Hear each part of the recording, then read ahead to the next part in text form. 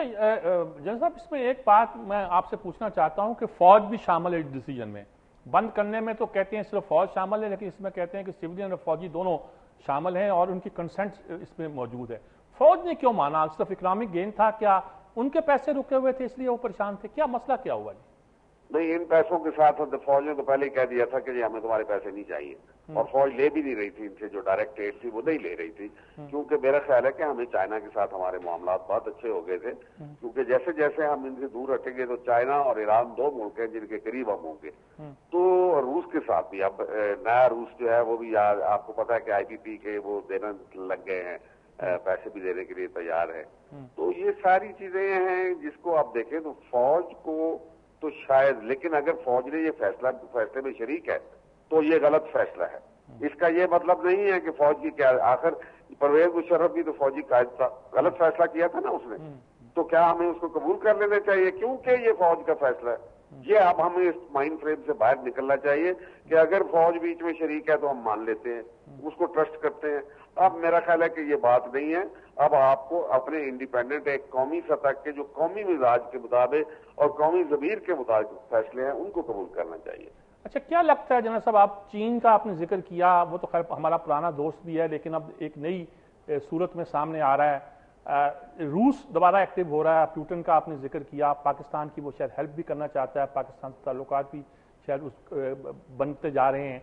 तो क्या हम सचमुच अपनी स्ट्रेटेजी को चेंज कर रहे हैं या नहीं कर पा रहे? नहीं, कर तो रहे हैं लेकिन जरूरत नहीं है ना. एक चीन चेंज करने के लिए भी सब आप जानते हैं कि छोटी से छोटा फैसला लेना होता है, तो उसके लिए भी बहुत जुर्रत की जरूरत होती है.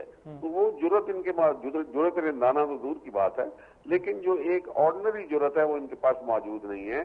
क्योंकि जिनके मामला स्विस बैंक में फंसे हुए हैं, जिनके पैसे बाहर पड़े हैं, $150 बिलियन पाकिस्तानियों का, और कौन होंगे वो? जो अमीर लोग, जो ऊपर के लोग, जो हमारे दानिश्वर जो बड़े बड़े दावे करते हैं, जो गैरत ब्रिगेड के वो कहते हैं, ये सारी बातें इनकी बीवियां बेगमात वहां पे जाके करती हैं.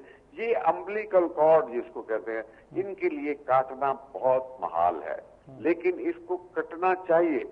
क्या ये आहिस्ता आहिस्ता एवोल्यूशनरी प्रोसेस से कट सकता है या एक झटके से कटेगा? तो झटका तो वो इनकलाबी कैफियत होती है जो बदकिस्मती से कौम में पैदा नहीं हो रही.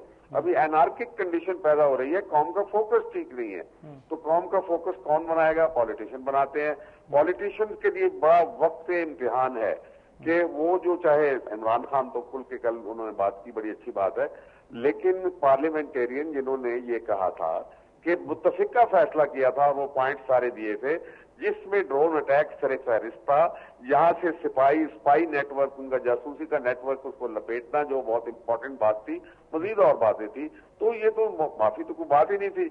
अब क्या पार्लियामेंट अपने इम्तिहान पे पूरा उतरती है? जो आए रोज कहती रहती है हम सुप्रीम हैं, हम सुप्रीम कोर्ट का फैसला भी नहीं मानते. पार्लियामेंट जो है रिफ्लेक्टिव, कल कायरा साहब की बड़ी पार्लियामेंट ये अक्कासी करती है अवाम की ख्वाहिशात की, बिल्कुल नहीं करती. और ये एक डाइकोटमी है, जो एक खला है.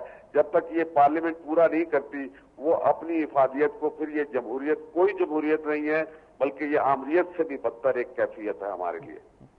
आपको इसकी क्या तवक्को है जी? जो पाकिस्तान में इसका जो रिएक्शन होने की तवक्को है, दफाए पाकिस्तान काउंसिल आपकी, और बहुत कैसा रिएक्शन हो सकता है जी?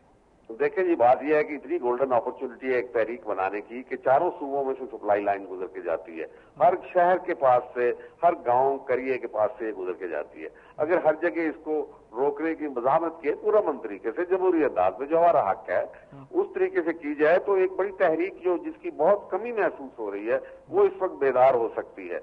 अब कौम जो है उसको फजाइलों में फंसाया हुआ है, बिजली के और ये वो, लेकिन क्या वो सारे मिक्स नहीं हो जाएंगे किसी स्टेज के ऊपर आके?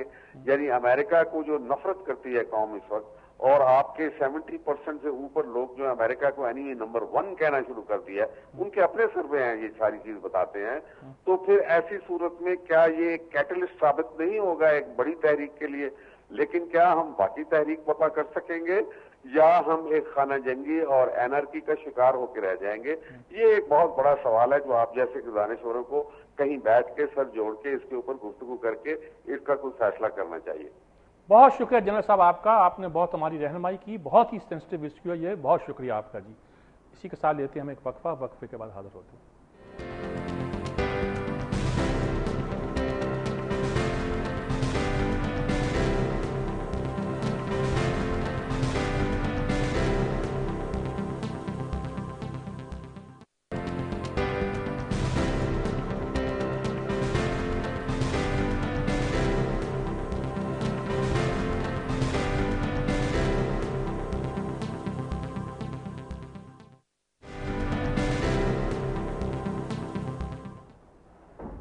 جی ناظرین کرام، پہلا کالم آج ہی میں جو بیچتے تھے دعائے دل، وہ دکان اپنی بڑھا چکے.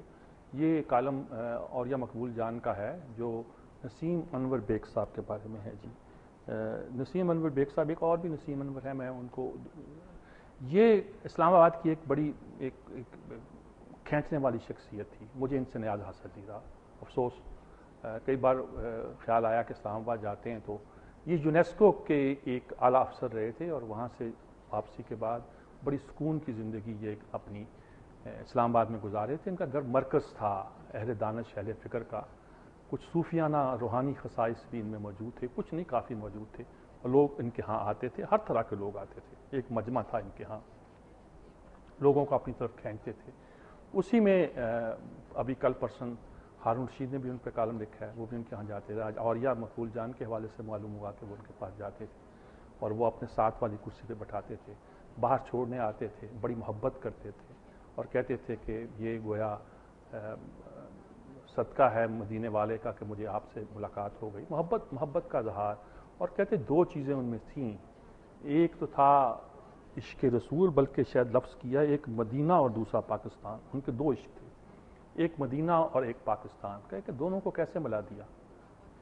تو بھی ہے ایک ہجرت کدا شہر مدینہ کی طرح منی نیازی.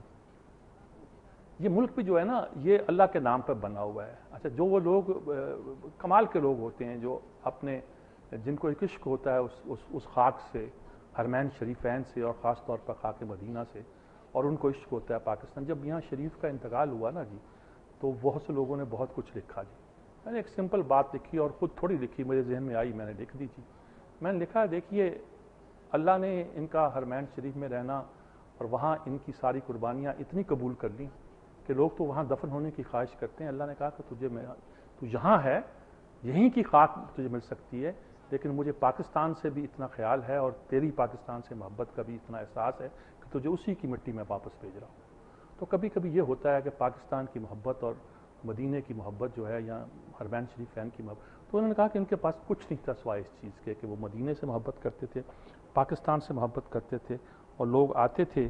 انہوں نے یہ بھی بتایا کہ میں مصر میں بہت سے ملکوں میں ایسے میں گیا جہاں میں نے جب بتایا کہ پاکستانی ہوں تو لوگوں نے، علماء نے اور صوفیہ نے ماتھا چوم لیا. یعنی پاکستان کو دنیا میں ایک خاص نظر سے دیکھا جاتا ہے آج بھی، اور بہت سے اہل نظر کی یہ رائے ہے کہ آنے والے دن میں یہ مرکز بنے گا، ہر صورت میں بنے گا. ہماری قربانیاں رائے گاہ نہیں جائیں گی.